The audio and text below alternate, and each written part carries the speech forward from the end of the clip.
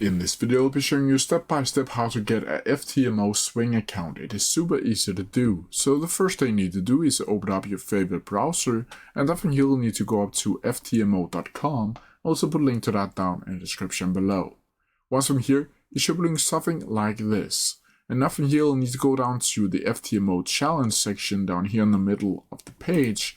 And once you click on that, you should be doing something like this. From here, you'll probably also need to either sign into your already existing account, or you'll be able to create a new account if you don't already have one.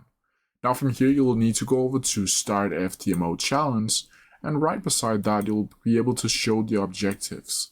From here, you'll need to go down to Add a two-step, where you can see the profit target, max loss, and all these other different objectives that you need to fill before you can get the account.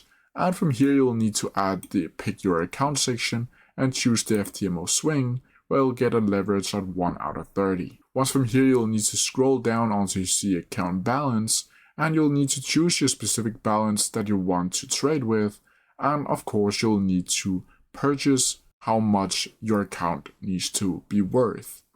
From here you'll also need to add the payment currency and add which type of platform that you want to use to trade with. Here you can choose between MetaTrader 5, MetaTrader 4, or CTrader. Once from here, you'll also need to add the billing info, and once from here, you'll simply need to click I declare that I have read and agree with the terms and conditions, and I declare that I read and agree with the cancellation and return policy. Once from here, you'll simply need to click continue to payment, and then fill in your credit card details, crypto details, and then purchase your account. Now from here, you'll need to go back to the trading section over here, and under account overview, you'll be able to see an overview of the now purchased account that you just purchased.